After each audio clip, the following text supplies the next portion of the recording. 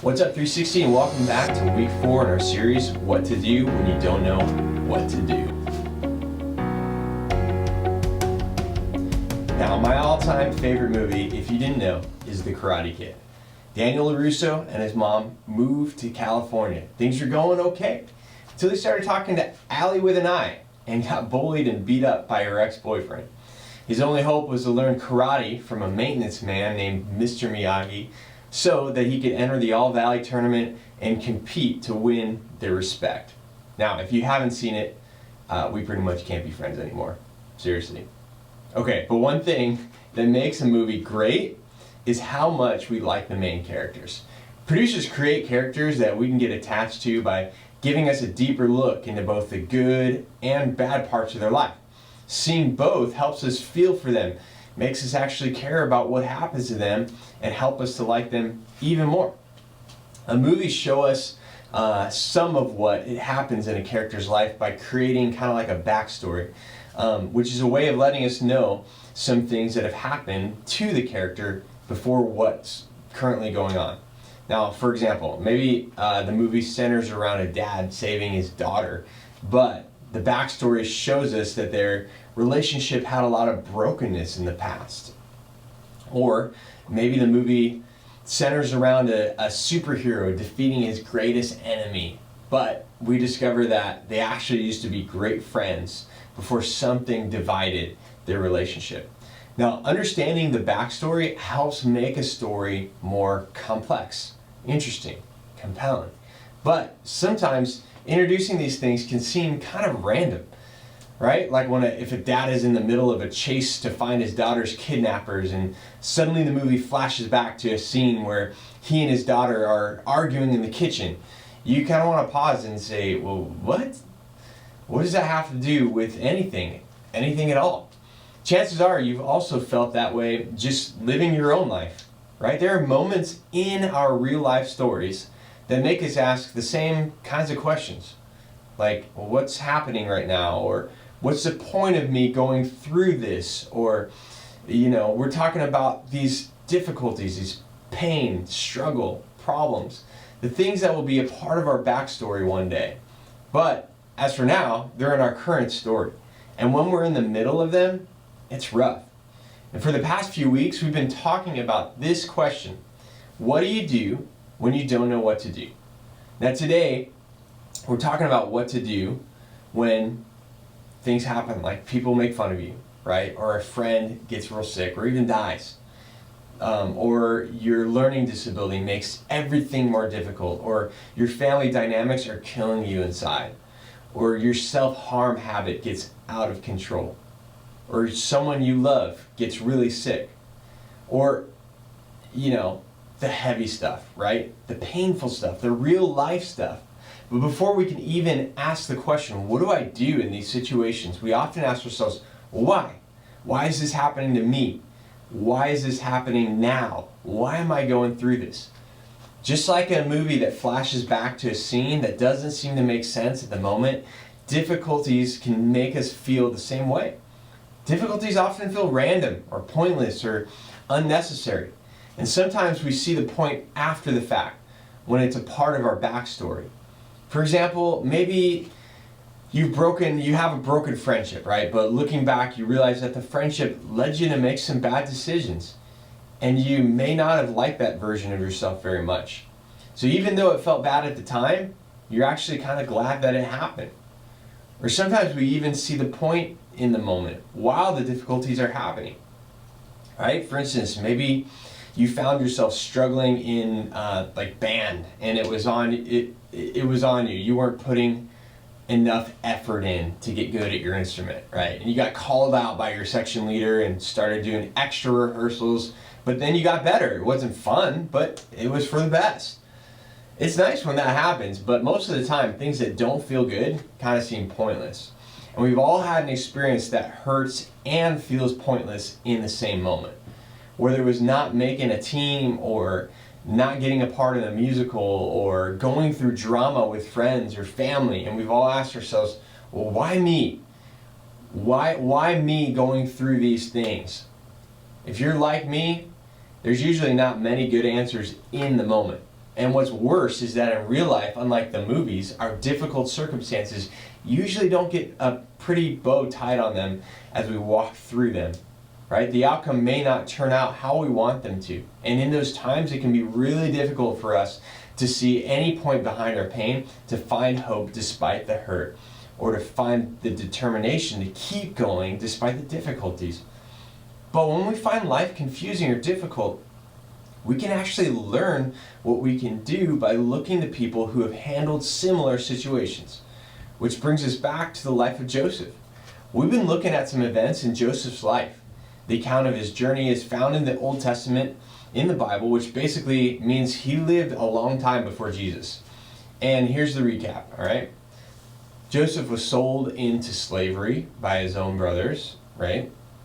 He was taken to a foreign country, Egypt, where he was forced to work for a high-powered official named Potiphar, we talked about last week. He was falsely accused of doing something that he didn't do and was thrown into prison. Now, from free man to slave to prisoner, if anyone had earned the right to ask, what's the point? Why is this happening to me? It was Joseph. And that's where we pick it up. Joseph is in jail for a crime that he didn't commit. And here he makes some new friends. All right, let's check it out. Sometime later, the cupbearer and the baker of the king of Egypt offended their master, the king of Egypt. Pharaoh was angry with his two officials, the chief cupbearer and the chief baker, and he put them in custody in the house of the captain of the guard in the same prison where Joseph was confined. Now, Pharaoh is the boss of all of Egypt, so if he got mad at you and wanted to just throw you in prison, that's where you'd go, even if you hadn't done anything illegal. And that's what happened to these two guys. They were thrown into prison with Joseph. Now, the story continues on. After they had been in custody for some time, each of the two men, the cupbearer and the baker of the king of Egypt, who were being held in prison, had a dream the same night, and each dream had a meaning of its own. And when Joseph came to them the next morning, he saw that they were dejected. So he asked Pharaoh's officials who were in custody with him in his master's house, "Why do you look so sad today?" "We both had dreams," they answered, "but there is no one to interpret them." Then Joseph said to them, "Do not interpretations belong to God? Tell me your dreams." Okay, so there's a lot happening here. Remember, Joseph is in prison for a crime he didn't commit. And even in this really difficult situation, Joseph continues to honor God. The men told their dreams to Joseph. And with God's help, Joseph told them what the dreams meant. And then what Joseph said would happen actually happened. Based on the dream the chief cupbearer had, Joseph said that he would be restored to a favorable position. And he was. And as for the chief baker, Joseph said he would not have the same luck. And he didn't. And listen, the rest of the story of what happened here was just as crazy. It's worth the read. But you would think, given what Joseph had done to help the cupbearer out, that it would have made sense for the cupbearer to speak up and say, "Hey, thanks Pharaoh for helping me out. I just want you to know that I was locked up with this guy who interpreted my dream to perfection. I know you have dreams that need interpretation, so you may want to think about getting this guy on staff ASAP." But it's not what happened. The story tells us that the cupbearer simply forgot about Joseph. He got out of jail and went on with his life. Ouch. All right, but over time, as Joseph was waiting in jail for his friend to remember him, he realized that not only did he forget his friend, or not only did his friend forget him, what he did to help his friend didn't help his situation at all. Now I'm sure he's tempted to wonder, okay, what's the point of all that? Didn't help my life to get better at all. Has God forgotten all about me? I thought I did what was right, and I'm still here in jail. But then, 2 whole years later, Pharaoh had 2 dreams that troubled him, and he desperately searched for someone on his staff who could interpret them, and no one could. And that is when the cupbearer remembered Joseph. Pharaoh called for Joseph, who interpreted the dream with incredible accuracy. And as a result, eventually Joseph was made second in charge of all of Egypt. Now, under Joseph's leadership, Egypt survived a terrible famine, which eventually put Egypt in a position to save Joseph's family and other people from his homeland who were suffering from the famine. But it was 2 full years before the cupbearer even remembered Joseph. And even when Joseph was promoted to a position of incredible power, he was still living in a foreign land. So it wasn't like Joseph was able to go home as a free man. And Joseph was still second in command under Pharaoh, which meant that if Pharaoh was having a bad day and decided he wanted Joseph dead, he could snap his fingers and make it happen. So, no, this really didn't make Joseph's life perfect, not even close. But when we see the big picture and understand the context to this backstory, we see that Joseph's challenging circumstances uniquely positioned him to do something great. Joseph still had to wait 2 years.